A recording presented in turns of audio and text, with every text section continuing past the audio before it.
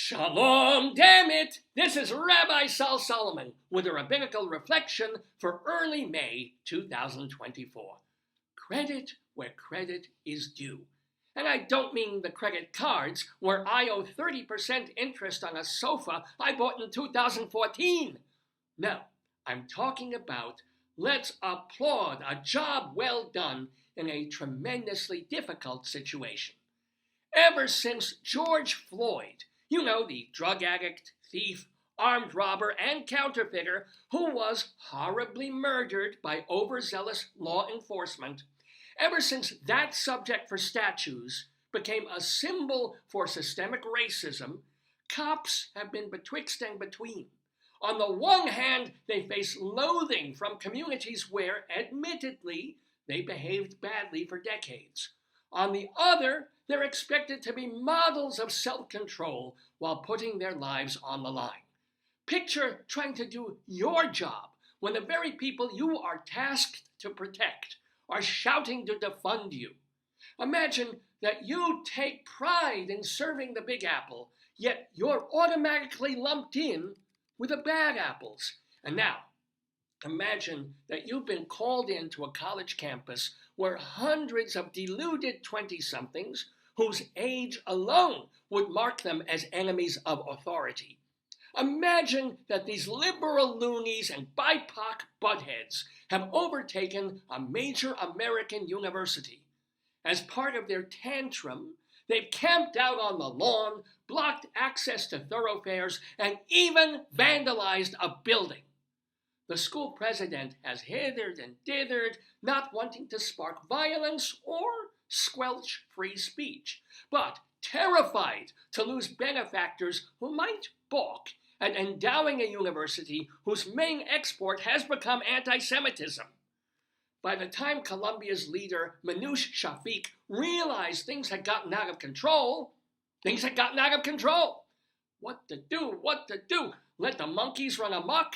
Surrender Hamilton Hall, Lewison Hall, Kravis Hall, ironically named Harmony Hall, all to a bunch of tent-pitching yahoos who couldn't find Gaza on a map in a bookstore in a city, and a city on their non-stop TikTok feeds.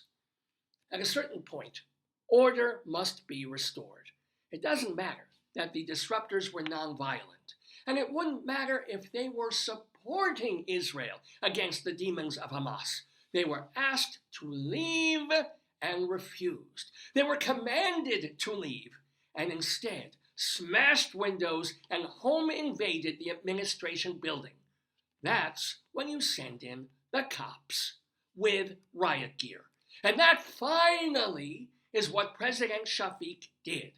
After a week of letting the hyenas run the zoo, she called in the NYPD who, with exceptional restraint and by-the-book behavior, broke up Hamas on the Hudson. Crying sophomores, shrieking professors, double-talking outside agitators, rounded up, plunked on paddy wagons, and slapped on the wrists, alas, but at least temporarily out of commission. This, my friends, is how it's done. Because God knows the cops showed more self-control than I would have to these Morningside morons. The first one to shout "Free Gaza" would have to do it through a mouth full of broken teeth. The first holding a "Divest" sign would have to hoist it with cracked knuckles. And the first Jew tweeting "Cease fire now" would have so much mace sprayed in her face, her eyes would turn all four colors of the Palestinian flag. This is why I am not a cop. This is also why the New York Police Department and every Blue Brigade that has been summoned to these conflagrations deserves oodles of kudos for the job they did and the way they did it. I'm sure many of these officers agreed with the protesters.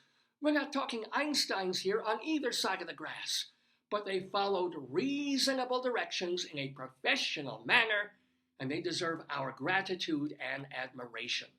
And when the green tent vermin swarm back onto the lawns of Columbia, NYU, Yale, UCLA, or any other ivy-choked nest of mendacious radicalism, let the liars on the left be met head-on by what's right. This has been a Rabbinical Reflection from Rabbi Sol Solomon, Temple Sons of Bitches in Great Neck, New York.